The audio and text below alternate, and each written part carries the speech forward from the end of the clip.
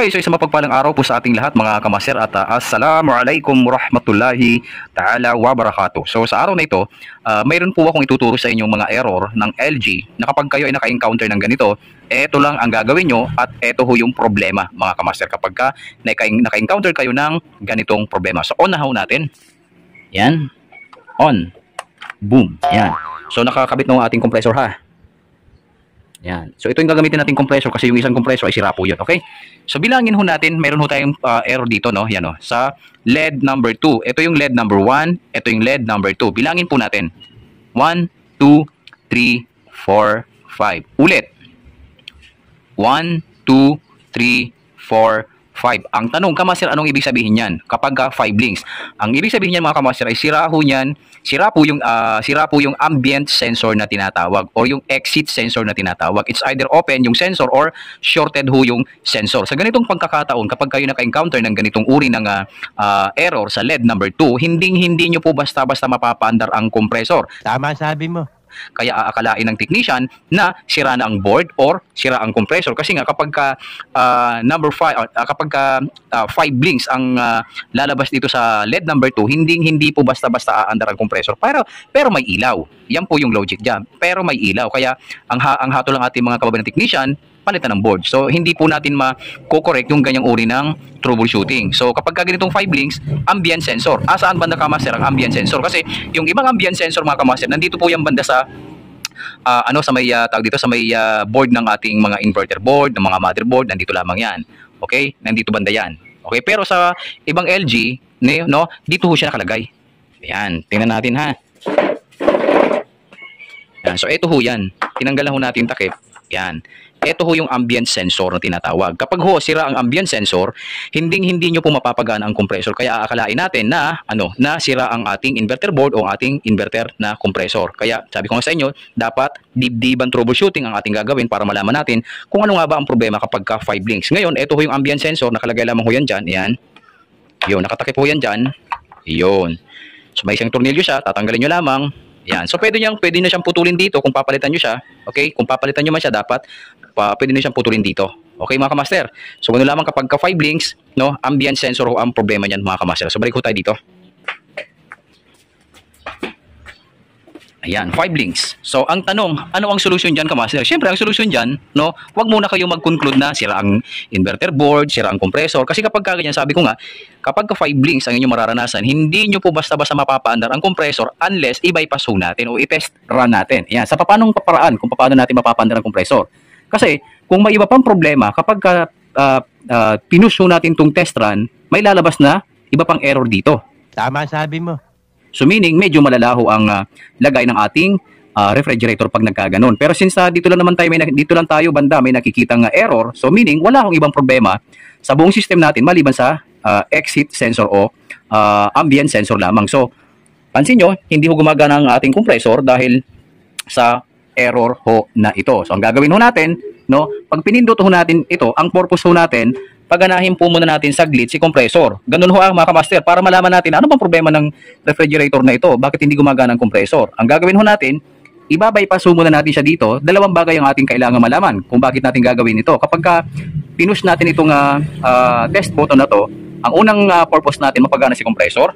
Pangalawa, malaman natin dito kapag may umilaw dito sa LED number 1, kapag may umilaw dyan, meaning may iba pang problema bukod sa ambient sensor. Tama sabi mo.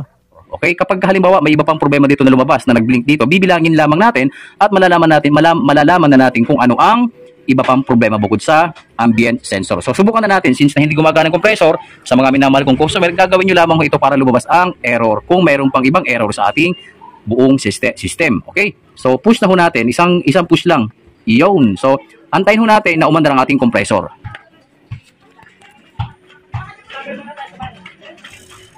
Ayun, umandar na po siya. Ayun, oh.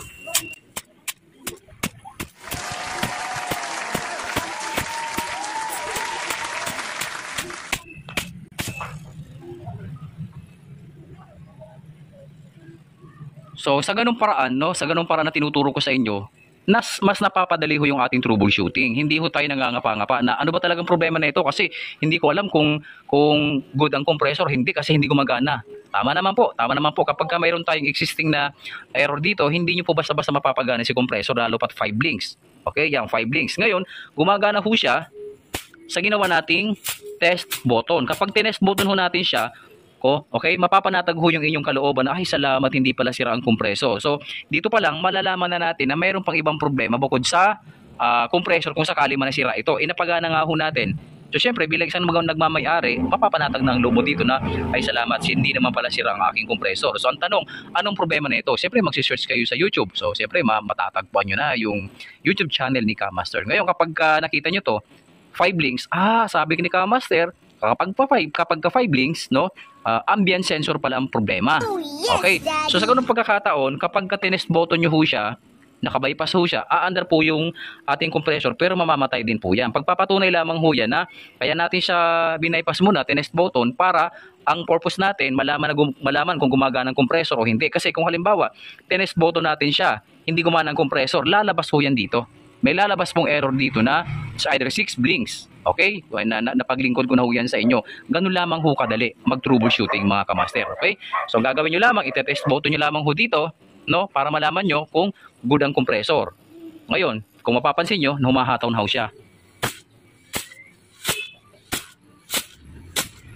So wala akong problema sa ating compressor at wala rin tayo nakikitang additional blink sa ating LED number 1. So mag-focus ho tayo dito sa ating LED number 2. So pagka 5 blinks, ambient sensor ho ang problema niya. So gagawin ho natin, i-off na ho natin ang ating compressor. Push lang ho natin. 1, 2, 3. Bitaw. Wala na. Wala na. Wala na. Okay mga kamaster. So yan o. Ganun lamang ho kadali yan, kapag ganyan ho, no, 5 blinks ho, ambient sensor ho ang problema diyan mga kamaster. So ang gagawin ho natin, papalitan po natin siya ng good na ambient sensor mga kamaster. Okay, so napalitan ho natin siya ng ambient sensor. Ang gagawin ho natin, papaandarin na po natin siya. Ayun. So kapag 5 blinks, kapag pinlag mo siya, agad-agad nalalabas yung ating 5 blinks. Plug na natin. Boom. Okay na. Tingnan natin dito kung lalabas yung 5 blinks. Tingnan natin. Yun. Wala na, di ba? So, ang gagawin po natin, no, dati kapag pinlag mo, yan, lalabas agad dito yung 5 blinks. Ngayon, wala na. So, ang gagawin po natin, mag-aantay po tayo ng 5 minutes. Yan, 5 minutes para umandar ang ating compressor. Yan, ha. 5 minutes ho tayo, ha. Wala akong daya yan. Ayusin natin. Yan.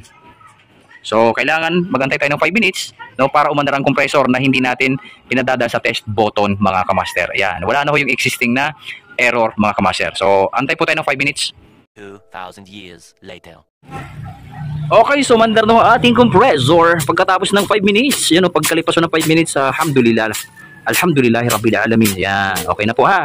So malinaw na sa ating mga kababayan ha, kasi kapag tayo ay nagbibigay ng tutorial kompleto, kailangan makita nyo na hindi gumagana ang compressor, kailangan makita nyo na gumagana ang compressor. So dalawa, para kompleto, para kapanipaniwala, para magagamit po natin ng ating mga kababayan na technician sa hanap buhay. Tama sabi mo. Kaya tinutulungan ko ang ating mga minamahal na technician, no, na matuto. Okay, share po natin yung ating kaalaman. So since gumagana ng ating compressor at wala na rin naman tayong nakitang blink, yun. Yan, di ba? Wala na ho yung blink dito sa LED number 2. Yun, ha. Malinaw na. Nalinawan na ho kayo ha, mga kamaster.